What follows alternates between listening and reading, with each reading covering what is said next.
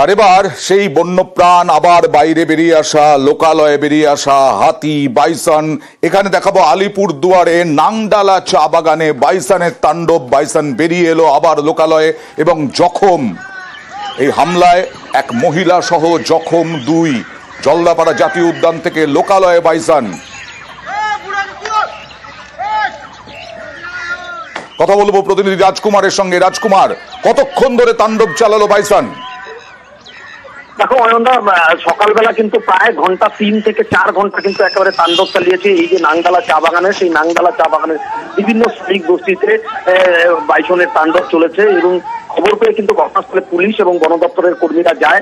তারা অনেক চেষ্টার পর কিন্তু বাইসনটিকে ঘুমপাড়ানি গুলি করে কাবু করেছে বলে জানা যাচ্ছে। তাকে আবার বনাঞ্চলে নিয়ে যাওয়া হচ্ছে।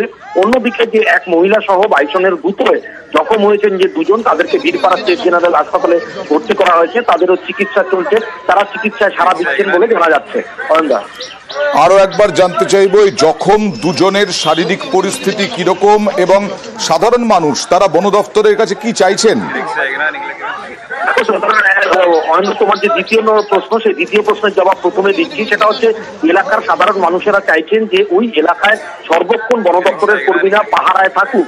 তার কারণ হচ্ছে বনাঞ্চল থেকে নিয়মিত কিন্তু লোকালয়ে কখনো বাইসন বেরিয়ে পড়ছে, কখনো হাতি বেরিয়ে পড়ছে, কখনো চিতাবাঘ বেরিয়ে পড়ছে এবং চা বাগানের ঝোপঝাড়গুলোকে চিতাবাঘ আশ্রয় নিচ্ছে।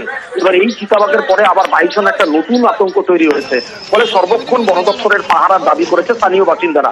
আর যে তোমার প্রথম প্রশ্ন, যে সেটা জানা যাচ্ছে যে এই যে জখম 2 জন, তারা বীরপাড়া স্টেট জেনারেল হাসপাতালে তারা চিকিৎসায় সাড়া দিচ্ছেন। তাদের একটু কোমরে, একজনের কোমরে এবং একজনের পায়ে একটু চোট লেগেছে।